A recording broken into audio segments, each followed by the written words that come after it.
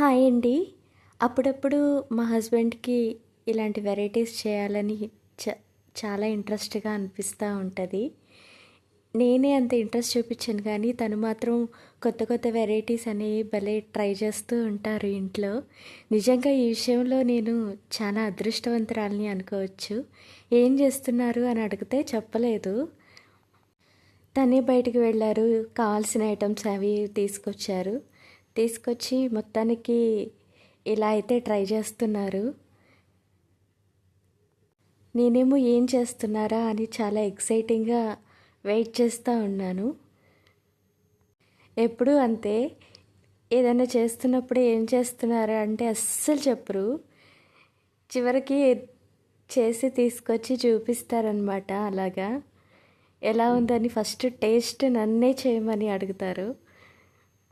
నిజంగా తను చేసే వాటిల్లో ఏది కూడా ఇప్పటివరకు ఫెయిల్ అవ్వలేదండి. తను అసలు ఏ చేసినా కూడా చాలా బాగా చేస్తారు. తను చేసే ఐటమ్స్లో నాకు బ్రెడ్ హల్వా చాలా ఇష్టం.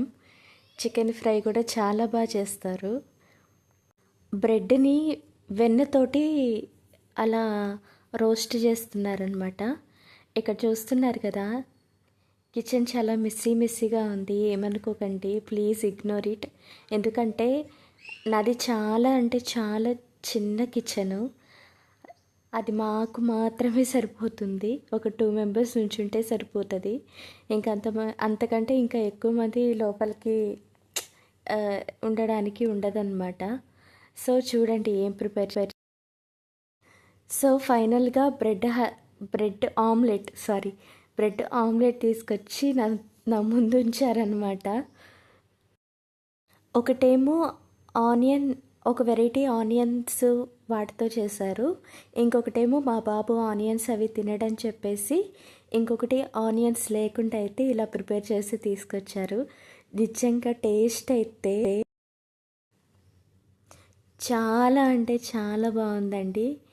నాకు చాలా బాగా నచ్చింది. అయినా బ్రెడ్ ఆమ్లెట్ ఇష్టపడని వారు ఎవరుంటారు?